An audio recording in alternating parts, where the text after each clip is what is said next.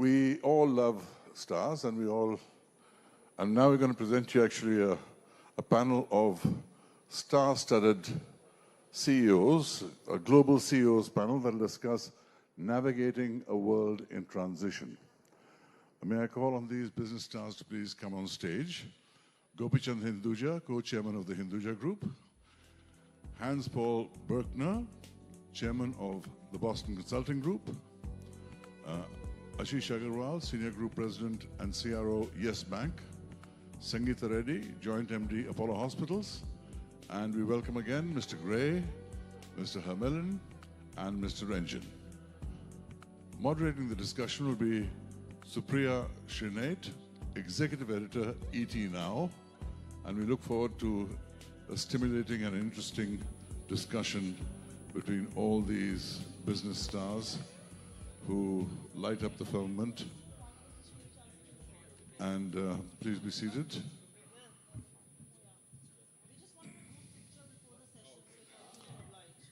Oh, this is a picture before the session. Right.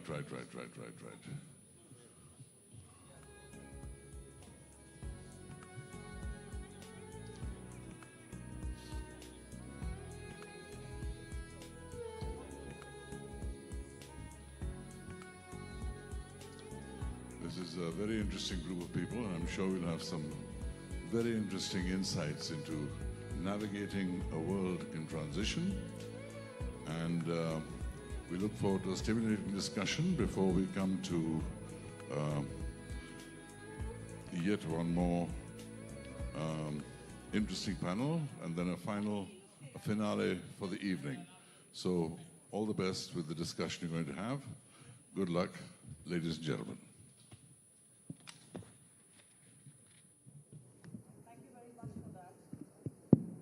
Thank you very much for that. It's a very interesting topic, navigating in a world which is in transition. And I think this panel here is much better informed about this topic and is perhaps doing so even as we talk. So it's a very pertinent topic. I think each one of us in small dialogues and drawing room chatter and otherwise in boardrooms is talking about a transition that the world is going through. And it's not just tech disruption. It's geopolitical, business models are changing. What was relevant today is not relevant, is not going to be relevant tomorrow. So it's a very interesting topic. I'm going to divide it in 3 or 4 buckets, and we'll keep it conversational. My only request is that we are going to keep our answers brief and crisp so that there's a lot of ground that I can cover. But thanks very much, panel. So we'll have more money-making opportunities in just. But Ms. Reddy, can I say just one more thing? Can I just go to Ms. Reddy and come back to you? Give me a minute. I'll just get opening comments from the panel and then come to you. Ms. Reddy, yes. He's saying businesses need to be well-structured, you need to be diversified, and you will be able to face any headwinds, including a threat to globalization. How do you believe, from an Indian context and from the business that you run, do we navigate this sort of a transition? Do we navigate this headwind? And still keep business flourishing? So first, let me say that being healthcare, business is very local. But if you look at the environment with technology, business is becoming extremely global. And in that environment, I want to juxtaposition one other fact, and that is, it is the consumer who is deciding. So in an environment like ours, today somebody swipes his credit card, he pays $50, he gets a teleconsult with an Indian doctor. He doesn't care about regulation, about Trump. The torchbearers of globalization are today becoming protectionists. It's true. However, they saw a different protectionist economy do well because of their policy. And it is, in a way, understandable. The big question, I think, that is there for all of us today on the issue of globalization is how do we change the name of the game, which is it's not just trade and policies, but can globalization open up to a new dialogue on globalism because we share the same planet. Our kids are watching the same television. The communication channels and social media is making one world a reality. And in that world, how do we make these boundaries become almost artificial and let the voice become larger? And it is that which is the basis of how we navigate this turbulence. You know, I'm going to pick up a point that you made, which is how technology is changing the way we've done business. Ms. Reddy, the question that I want to ask you is that businesses, you know, all businesses have a certain core, a certain principle, a certain ethic, and a certain way of doing things. And technology is coming and being very disruptive about it. How does a company like yours embrace technology and still tries to manage and keep the core intact? You know, these are seemingly two very opposite things, and yet you've got to balance it out. So, fabulous question for me, because if you take, you know, when we started, Dad started 35 years ago, his ideology was to bring world-class care within the reach of people. Today, I mean, 70 hospitals, this many clinics, 10,000 beds, we can reach 2-3% of India's population. Come in technology, we're connected to 60,000 rural telemedicine centers. We're connected to 120 centers across the world, and that is nothing when I look at the models globally, which says you can connect everywhere. So I am super excited about the impact that technology can create to enable people to access care, and this is people cutting across all socioeconomic systems. So we're reaching the poorest of the poor in the villages, we're reaching high-end people in different geographies.